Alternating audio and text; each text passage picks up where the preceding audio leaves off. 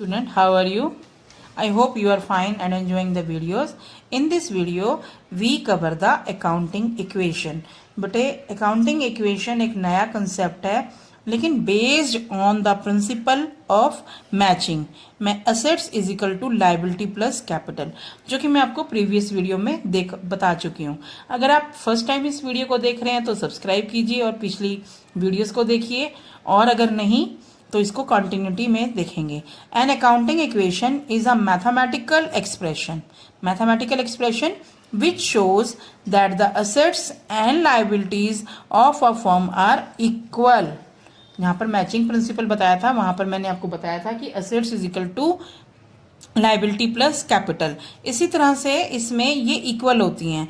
एक dual aspect बताया था मैंने आपको. डुअल एस्पेक्ट में कि आपकी दो जगह ट्रांजेक्शन होती है, तो इसमें अगर एक जगह असेट आ रही है तो यहां पर भी अगली एंट्री होगी. An accounting equation is based on the dual aspect. Dual aspect का पता ही है कि a business transaction should be passed in two sided. One is debit, another is credit. अब इस फॉर्मूले को एक्सप्लेन करेंगे.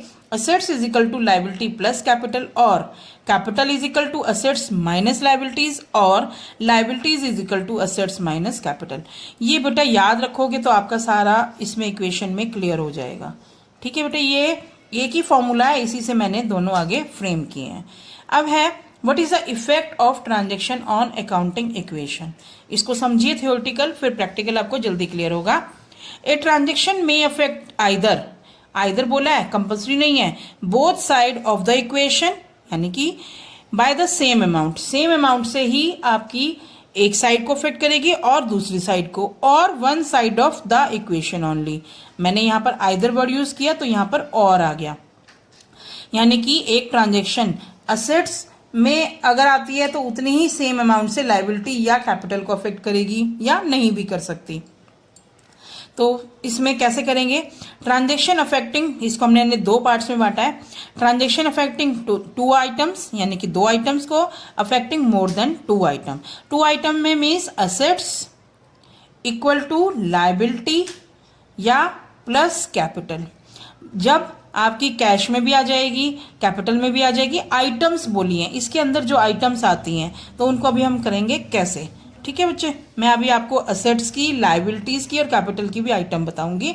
तो पहले करेंगे फर्स्ट आइटम. अगर मान लो इंक्रीज इन असेट्स, पहले साइड समझ लेते हैं. अगर असेट्स में इंक्रीज हुआ है तो आपकी लाइबिलिटी में भी इंक्रीज होगा. जैसे मान लो एग्जांपल लिया है मैंने, स्टॉक परचेज क्रेडिटेड.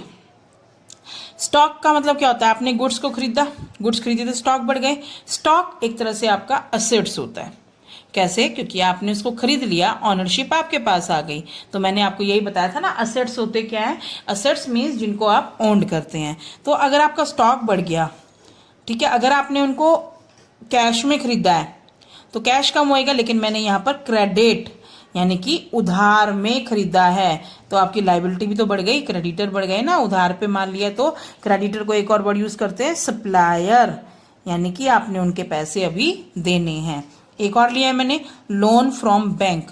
आपने बैंक में से लोन लिया तो आपके पास कैश आ गया, असेट बढ़ गई, कैश आपकी असेट्स है, और लाइबिलिटीज क्या हो गई कि आपने बैंक लोन में पैसा देना है, तो लाइबिलिटी भी तो बढ़ गई.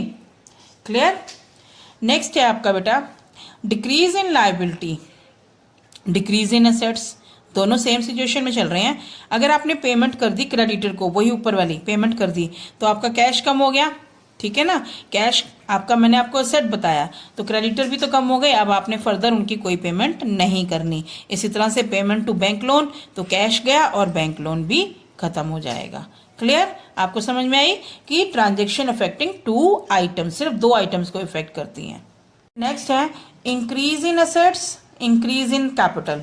Cash invested in business. जब ऑनर पैसे लगाता है तो क्या होता है? कैश आता है. कैश आया तो आपकी असेट इंक्रीज हो गई, और बिजनेस में क्या हुआ?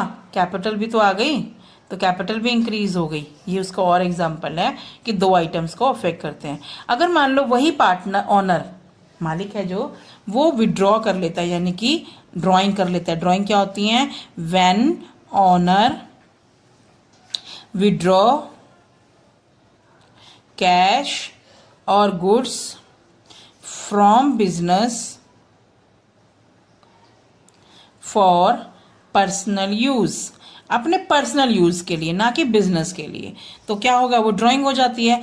जब डिक्रीज इन ऑनर कैपिटल तो ड्राइंग हो गई, और जब ड्राइंग की तो उसका कैश भी तो गया। ठीक है, तो कैपिटल में से जितने पैसे निकाले हैं वो माइनस हो जाएंगे और कैश में से माइनस हो जाएंगे। बेटे आगे कुछ एग्जांपल्स हैं, transaction affecting more than 2 items. मैंने इसके भी लिए हैं, फिर आपको मैं असेट्स क्या होती हैं, लाइबिलिटीज में कौन कौन सी चीजें आती हैं वो मैं आपको बता रही हूँ। Some transaction affect more than 2 item of the accounting equation. मान लो सेल की, sale is made in cash 30,000, उसकी कॉस्ट कितनी थी 25,000, यानी कि 25,000 वाला माल आपने 30,000 में बेच दिया, तो आपको 5,000 का प्रॉफिट हो गया। ठीक है, तो आप स्टॉक कितने से रिड्यूस करेंगे, माल तो आपका 25,000 का निकला ना, तो स्टॉक विल रिड्यूस 25,000, कैश कितना आया 30,000, 30,000 और 25,000 में डिफरेंस कितना आया 5,000 का, वो प्रॉफिट है। प्रॉफिट क्या होता है, आपकी कैपिटल को बढ़ा देता है ना, फायदा होता है तो बढ़ा देता है, और इसी तरह से अगर लॉस हुआ तो वो आपकी कैपिटल को डिक्रीज कर देगा, ऐसे ही। ठीक है, समझ में आ गई आप लोगों को, ये क्लियर हुआ। एक बार दोबारा से क्लियर कर लीजिए कि अगर आपने स्टॉक है 20,000 का, स्टॉक मान लो आपने यहाँ पे 25,000 का लिया हुआ है, स्टॉक वाली वैल्यू को आपने 30,000 में बेच दिया, तो आपने 25,000 वाले माल को 30 में बेचा तो 5,000 का फायदा हुआ। 5,000 कहाँ जुड़ेगा, वो कैपिटल में, और आपकी एसेट्स कितनी डिक्रीज होंगी 25,000 की, और कैश कितने से इंक्रीज होएगा 30,000 से। ठीक है बेटे, आपको क्लियर हुआ। इसमें 3 आइटम्स अफेक्ट हुई हैं, मोर देन 2 आइटम्स। अब पहले आपको पता होना चाहिए कि असेट्स में क्या क्या आती हैं। सबसे पहले कैश, कैश आएगा, बैंक आएगा, स्टॉक बेटे, और डेटर्स। इनका मीनिंग मैं प्रीवियस वीडियो में कर चुकी हूँ, इसीलिए मैं आपको बार बार कह रही हूँ कि अगर आप मेरी फर्स्ट टाइम इस चैनल वीडियो को देख रहे हैं तो सब्सक्राइब करके पीछे वाली देखिए ताकि आपको क्लियर हो जाए। कैश आपका है, बैंक भी आपको क्लियर है, स्टॉक होता है गुड्स का, फाइनल गुड्स का स्टॉक, फाइनल गुड्स जो कि आपने बेचने हैं, तो वो स्टॉक हो गया।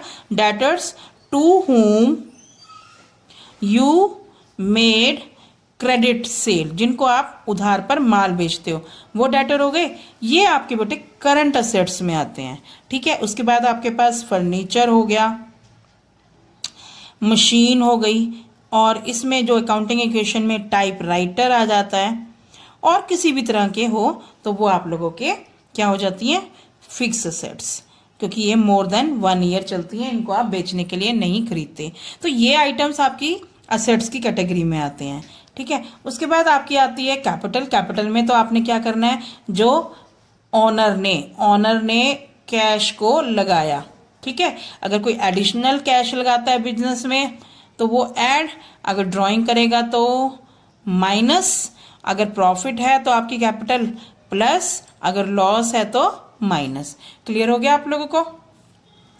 लायबिलिटीज में आपके क्या क्या आएंगी हेडिंग में, क्रेडिटर्स, क्रेडिटर्स आपको पता है, फ्रॉम होम, जिनसे, फ्रॉम है और यहाँ पे टू है, from home you purchase goods